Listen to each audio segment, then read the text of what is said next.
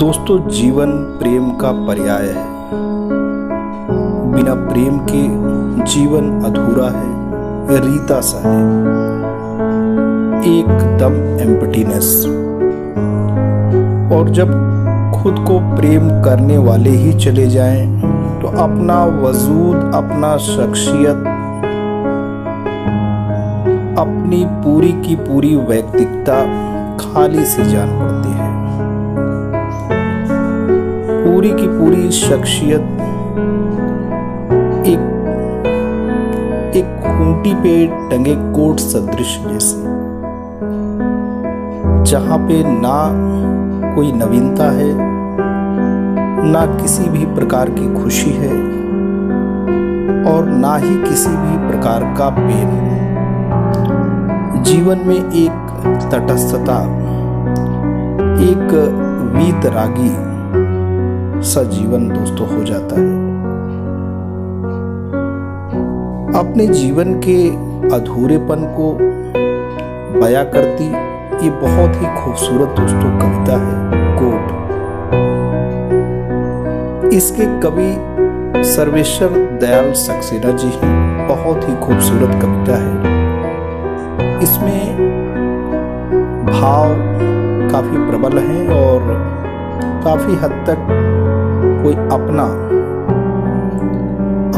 Care करने वाला, हम इसे सोलमेट भी कह सकते हैं, या जो हमारे वजूद से जुड़ा हो, जो हमारी शख्सियत से जुड़ा हो, जो हमें पूर्ण करने वाला हो, जो हमें सार्थक करने वाला हो। जब दोस्तों जीवन से वो चला जाए तो जीवन निरर्थक सा जान पड़ता है। इस कविता में कुछ ऐसे ही भाव हैं। आते हैं, कविता का आनंद लेते हैं, कविता का पाठ करते हैं और देखते हैं कि कवि के हृदय में जो वेदना है, जो पीड़ा है, वो काफी हद तक दोस्तों खुद के अधूरेपन को बयां करती है। आते हैं, कोट कविता का दोस्तों पाठ करते हैं। कोट।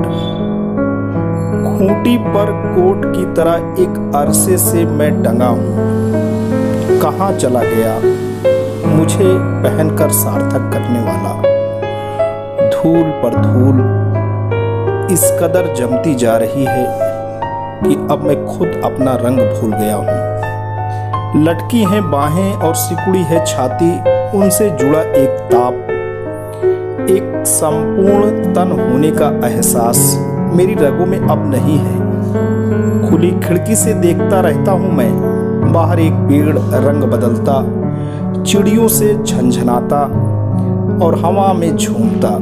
मैं भी हिलता हूं, बस हिलता हूं दीवार से रगड़ खाते रहने के लिए। एक अरसा हुआ, हाँ एक लंबा अरसा, जब उसने चुपचाप दरवाजा बंद किया और बिना मेरी ओर देखे कुछ बोले बाहर भारी कदम रखता चला गया।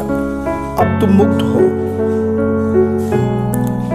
अकेले कमरे में मुक्त, किसी की शोभा या रक्षा बनने से मुक्त, सर्दी गर्मी बरसात बर्फ झेलने से मुक्त, दूसरों के लिए की जाने वाली हर यात्रा से मुक्त, अपनी जेब और अपनी बटन के, अपने कॉलर और अपनी आस्तीन के आप मालिक। अब तुम मुक्त हो, आजाद, पूरी तरह आजाद अपने लिए। खूंटी पर एक अरसे से टंगा कमरे की खामोशी का यह गीत मैं हर लम्हा सुनता हूँ और एक ऐसी कैद का अनुभव करते करते संज्ञाहीन होता जा रहा हूँ जो सलीब अपनी कीलों से लिखती है। मुझे यह मुक्ति नहीं चाहिए। अपने लिए आजाद हो जाने से बेहतर है अपनों के लिए गुलाम बने रहना। मुझे एक सीना चाहिए, दो सुडौल बाहें जिनसे अपने सीने और बाहों को जोड़कर मैं सार्थक हो सकूं, बाहर निकल सकूं और पैबंद और थिगलियों को अंगीकार करता एक दिन जर्जर होकर समाप्त हो सकूं। उसकी हर चोट मेरी हो, उसका हर घाव पहले मैं झेलूं, उसका हर संघर्ष मेरा हो, मैं उसके लिए हूं, इतना ही मेरा होना हो। खूंटी पर एक अरसे से टंगे टंगे मैं कोट से अपना कफन बनता जा रहा हूं। कहां है काली आंधियां, सब कुछ तहस नहस कर देने वाले भूकंप कहां है? मैं इस दीवार, इस खूंटी से मुक्त होना चाहता हूँ। और तेज आंधियों में उड़ता हुआ अपनी बाहें उठाए सीना चौड़ा किए उसे खोजना चाहता हूँ, जो चुपचाप दरवाजा बंद कर बिना मेरी ओर देखे और कुछ बोले बाहर भारी कदम रखता हुआ चला गया। मैं जानता हूँ उसे कोई बुला रहा था, उसे कुछ चाहिए था, उसे एक बड़ी आंधी और भूकंप लाने वाली ताकतों को खोज करनी थी। उसे यहाँ से जाना ही था, लेकिन कहाँ मैं उसके साथ जाना चाहता था। एक अरसे से खूंटी पर टंगे टंगे मैं भी एक काली आंधी, एक बड़े भूकंप की ज़रूरत महसूस करने लगा हूँ। क्या वह भी मेरी तरह किसी खूंटी पर टंगे टंगे थक गया था, कोट था? तो दोस्तों, ये है कविता और ये पीड़ा के हैं भाव। आपको दोस्तों ये कविता कैसी लगी? यदि अच्छी लगी हो तो आप इसे लाइक करिएगा, चैनल पे नए हैं कमेंट करिएगा और इसे दोस्तों ज़रूर सब्सक्राइब कर लीजिएगा, क्योंकि आप तक नोटिफिकेशंस जाते रहेंगे और आप हमसे दोस्तों ऐसे ही जुड़े रहेंगे। Thanks for watching and listening. This is Ajay Prakash Dubey signing off.